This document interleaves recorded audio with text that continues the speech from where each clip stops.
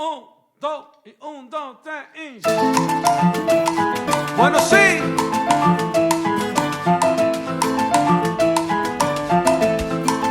Camina.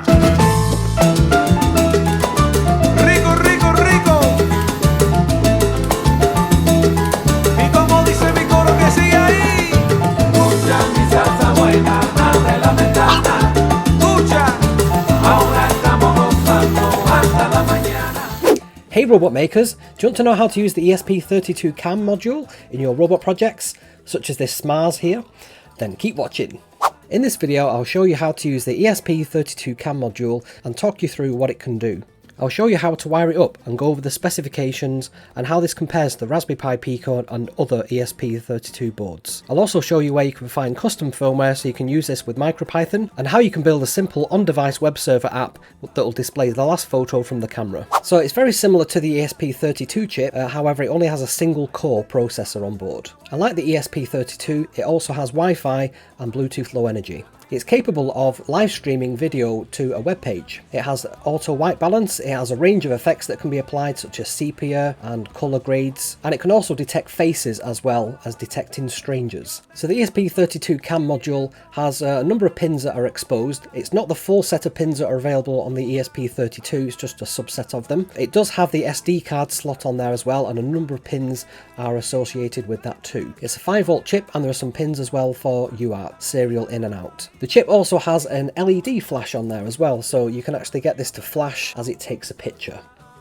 Specification wise, it's a 32-bit chip, single core, unlike the dual core ESP32. It has 4 megs of onboard flash storage, and it has an SD card as well, so you can use that card to store additional images. It has UART, it has SPI, it has SDIO, it has I2C, LED, PWM, motor PWM, it has I2S, it has IR, it has a pulse counter, GPIOs, and it has capacitive touch sensors as well as ADCs and DACs. And price wise, it's between £5 and £10, which is about $7 and $14 US. Some things that bug me about this board. To actually program this, it is breadboard friendly, however you need a special adapter board to flash this. So I bought the ESP32 motherboard board, and this enables us to plug this in and then we can wire this up just using a micro USB connector. Without that, you'll have to use an FTDI board to connect this to USB so that you can upload code to it. So it comes with a ThinkAI Tasmota firmware, and that's specially built for this chip so that it can do live streaming from the chip, it can host that on a web page and so on. But there's no way to change the Wi-Fi settings on that, so you have to go with the settings that are on board. So to connect to this, you'll have to browse your Wi-Fi network. You'll find on there that there's an ESP32 Wi-Fi hotspot. You'll connect to that from your machine, and then there's an IP address 192.168.4.1,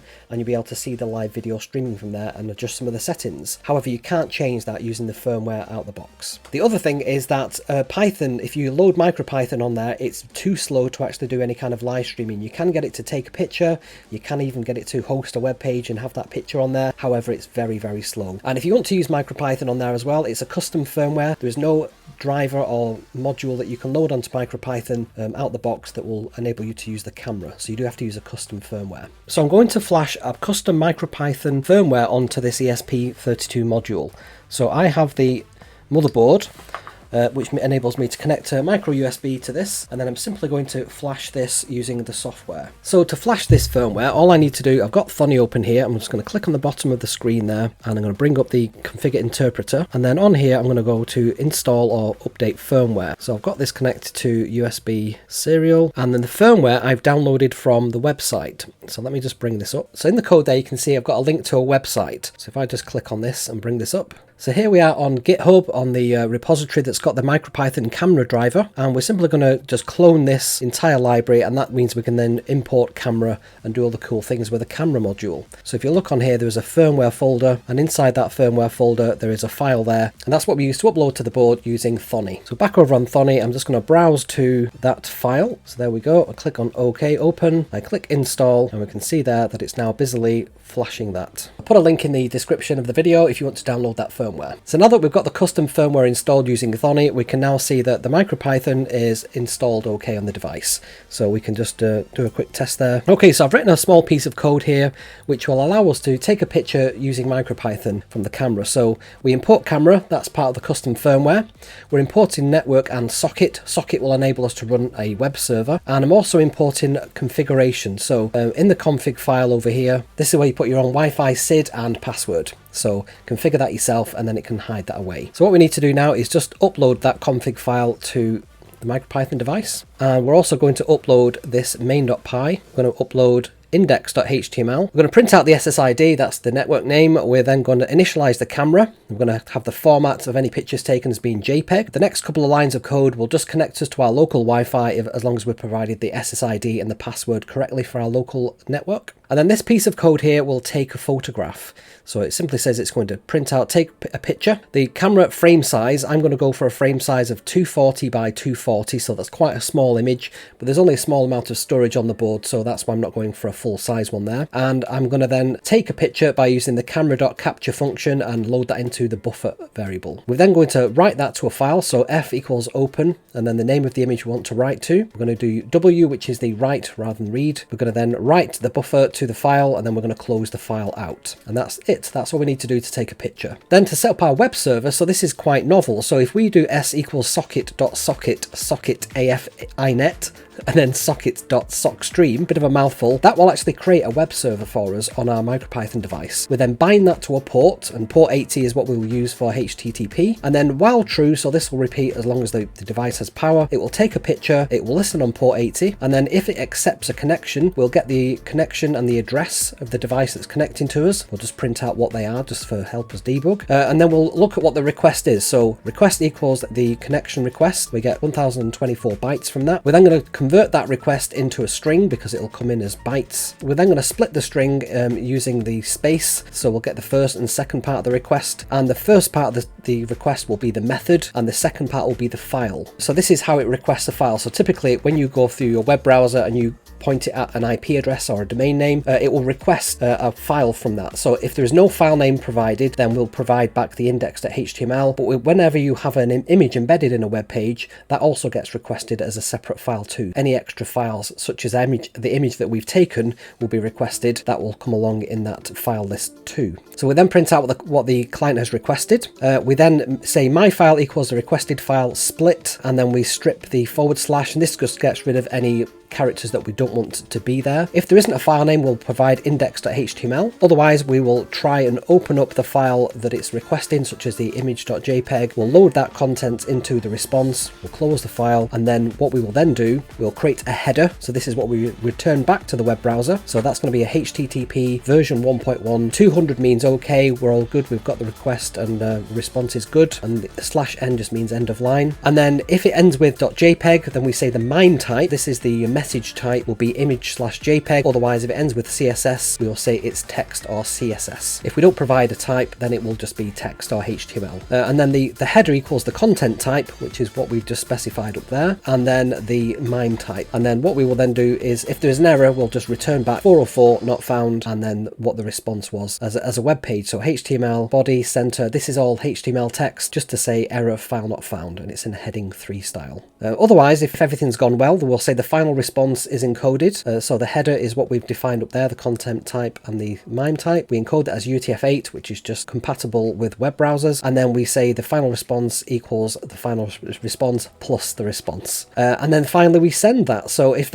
everything works well, that will get returned back to the browser that's requesting the file. Otherwise, we'll just print out that there's been a problem, and then we close the connection. And that's all there is to it. So if we run this code, let's upload main.py and then run this code. And then what I will then do is I will connect to this using my web browser. So here we go. Let's try and get this a nice picture of me on here. Let's zoom in on that, and let's just keep refreshing the page. And you can see there it's taken a picture. These are not the best pictures in the world. And that website is being hosted on the device itself. So this is quite impressive. We can actually create a web server with quite a small amount of code. We can put that onto the MicroPython device, have it take a picture, and then upload that picture onto that web page. It's not quite the same functionality as in the Tasmota firmware, which is real-time streaming, but this is one of the downsides of using MicroPython. It's very, very slow. So I said I'd compare this to the Raspberry Pi Pico. So it doesn't have a USB connector on there. In fact, we have to use a separate board to be able to connect to this by micro USB. Obviously it has a camera on board, which the Raspberry Pi Pico doesn't have. It has a SSD card slot, which the Raspberry Pi Pico doesn't have either. The Raspberry Pi Pico doesn't have Bluetooth or Wi-Fi, and this also has a very large LED there as well, which can flash.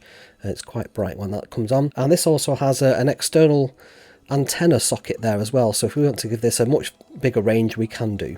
So quite different devices really. It's not very easy to compare either of them. They both can run MicroPython, but the Raspberry Pi Pico is much more geared for doing that than the ESP32 camera. This is really designed as a single purpose board. It's designed to take pictures, stream them using the Think AI software, and that's pretty much it.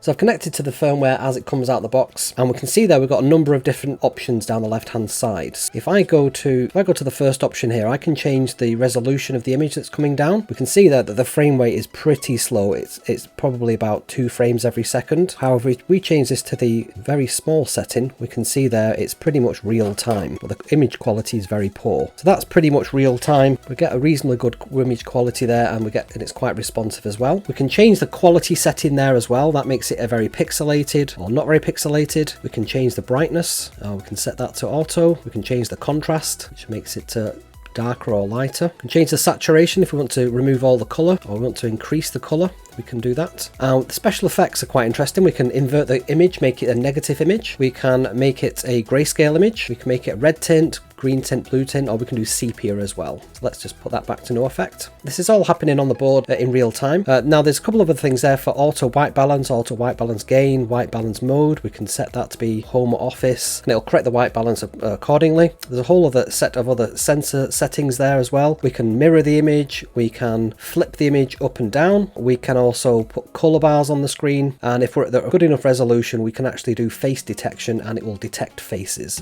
So I've just tried for the past couple of minutes to try and get face detection working, and I couldn't get that working at all, so that's a bit frustrating there, but I'm sure there's some other settings that I need to try to make that work.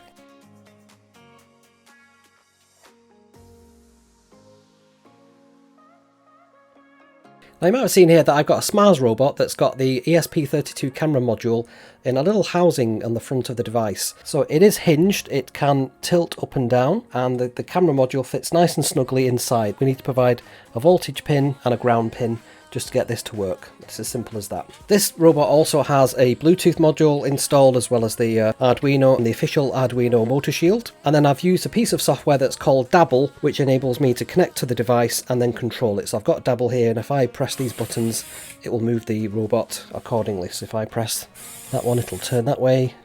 If I press that one, it will turn that way, and so on. So I've written the code for the SMARS running on the Arduino. It's a very simple piece of code. There's only really 2 parts to it. There's a bunch of code which just handles sending the directions to the motor, so it tells the motor to go forwards or backwards. There's only 2 motors in the SMARS, so we just need to pair those up, and left and right is just combinations of those as well. And then to receive the Bluetooth commands, we're simply using the Dabble plugin, so that's the library from Dabble, and we can simply just say Dabble process input. If gamepad is pressed up or pressed down, press left or press right, then just go forwards, backwards, left or right. So if you want to look at that code, that's also been provided in the description for the video. So I hope you enjoyed this video and found it useful, and I shall see you next time.